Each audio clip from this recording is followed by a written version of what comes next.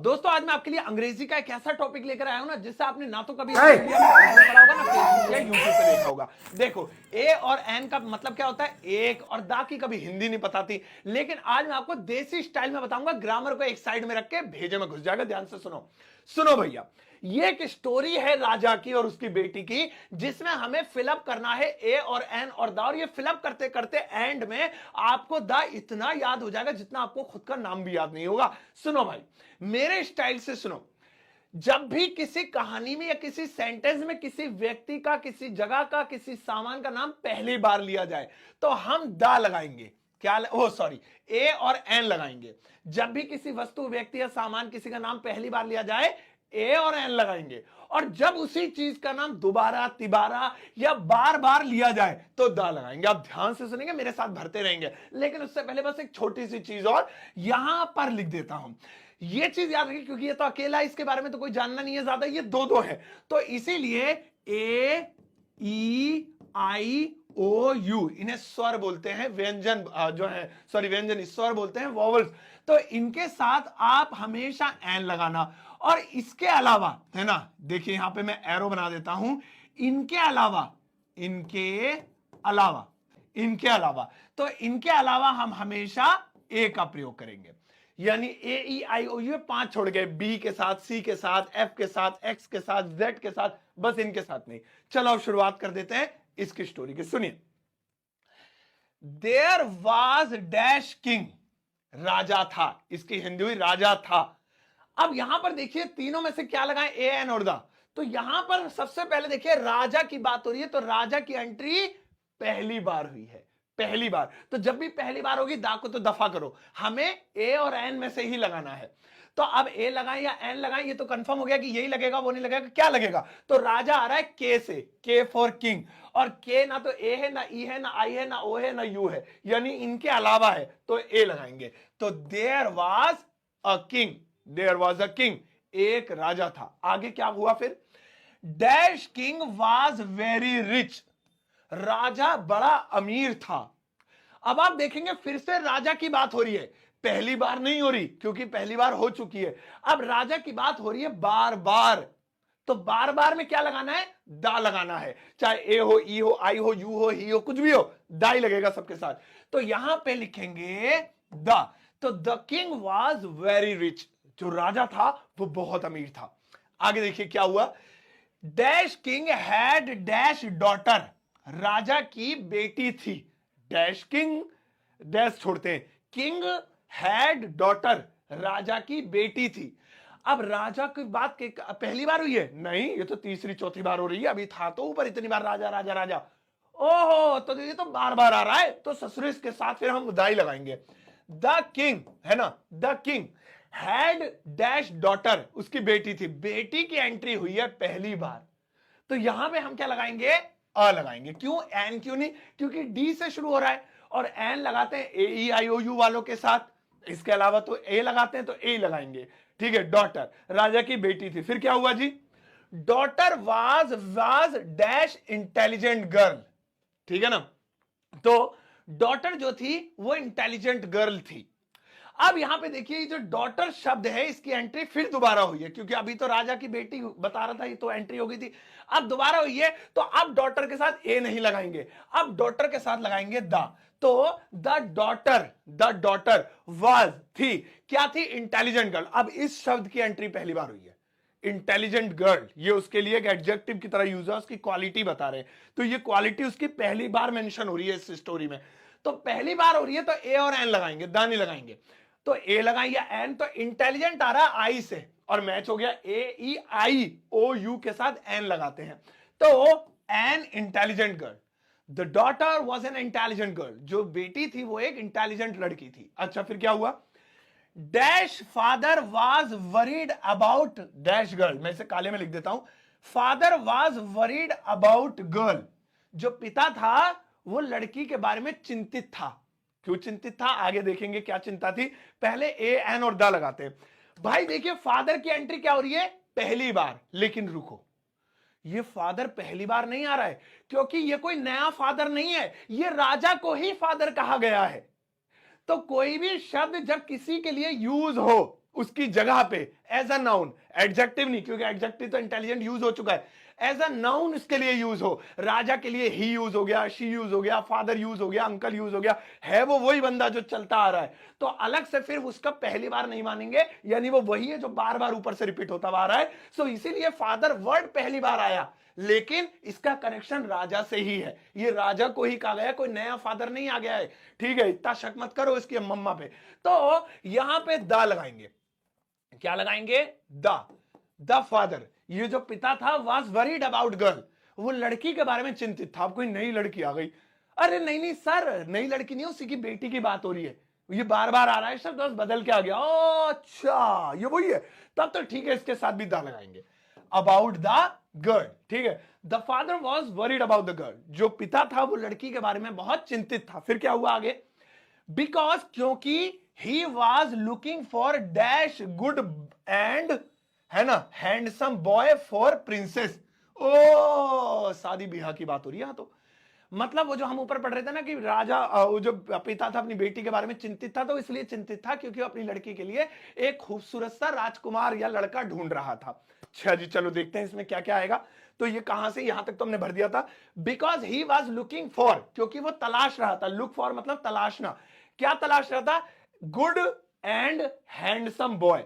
अब देखिए यहां पे गुड और हैंडसम ये दोनों शब्द एडजेक्टिव हैं, तो इनसे पहले, एडजेक्टिव से पहले हमेशा ए और एन आर्टिकल हम छेद देते हैं, ठीक है ना।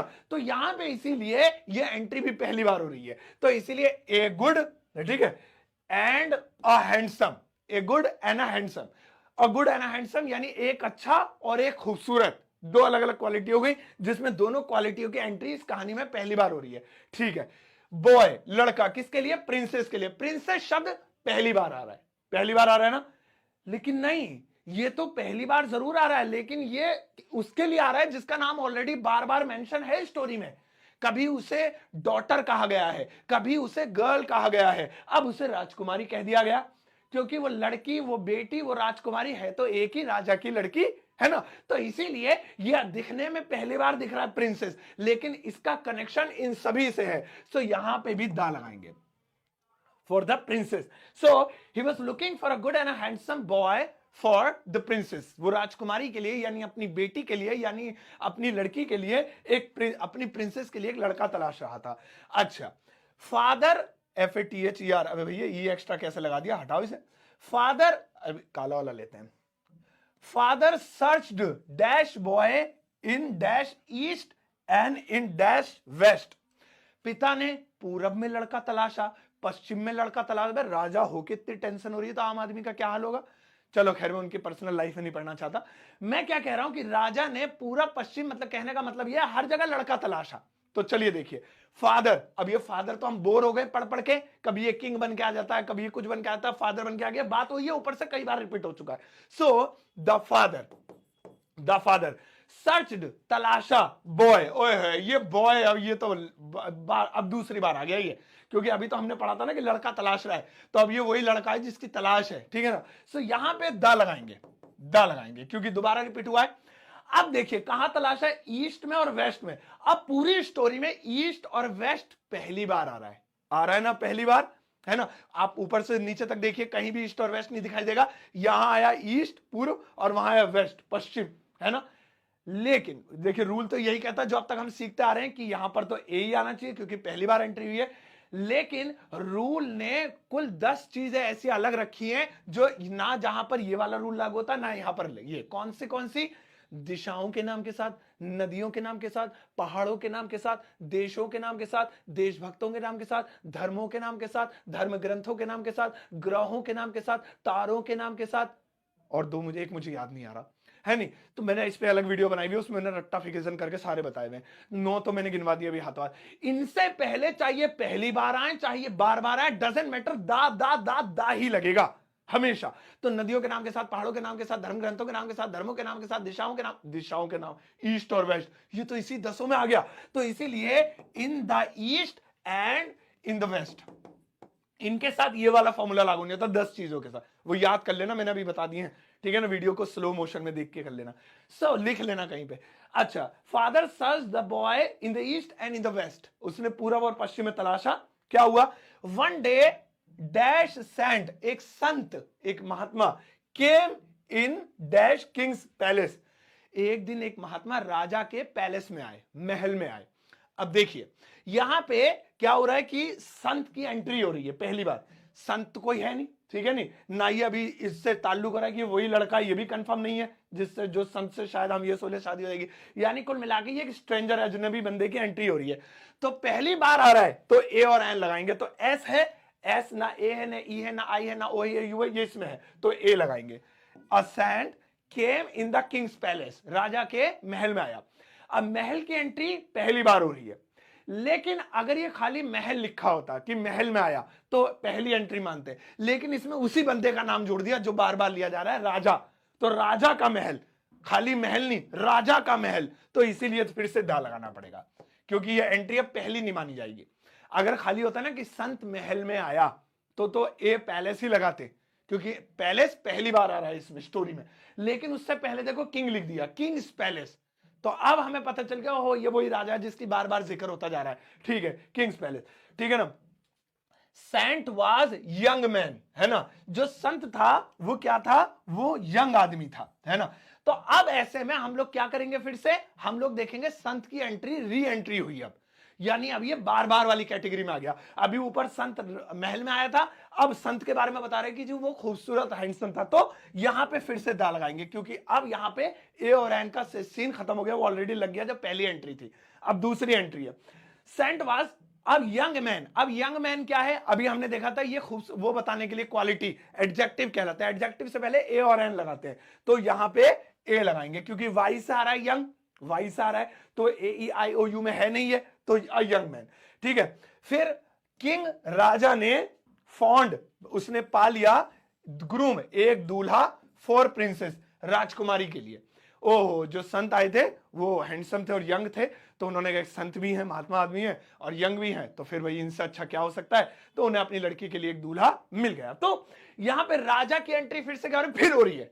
अब कितनी बार होगी, तो जितनी बार हो, चाहे लाख बार हो, द लगाएंगे। द किंग, राजा को मिल गया ग्रूम फॉर द प्रिंसेस, फिर से द, क्यों, क्योंकि बेटी के तो जिक्र शुरू से ही आ रहा है कहानी में, सो यहां पे भी हम दा लगाएंगे।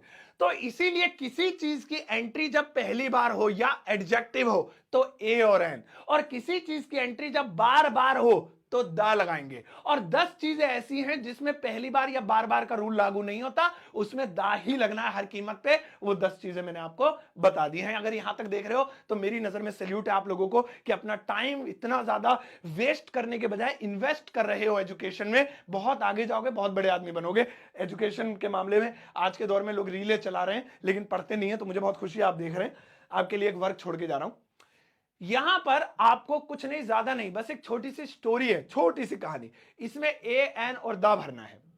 तो आप मैं देखना चाहता हूं कि आप इसमें से सही क्या भरते हैं। जो आपको कॉन्सेप्ट आज बताया है उसी के आधार पे ए एन और दा जरूर लगाना है यार, इसे करके ही जाना, ठीक है ना, बहुत जरूरी है।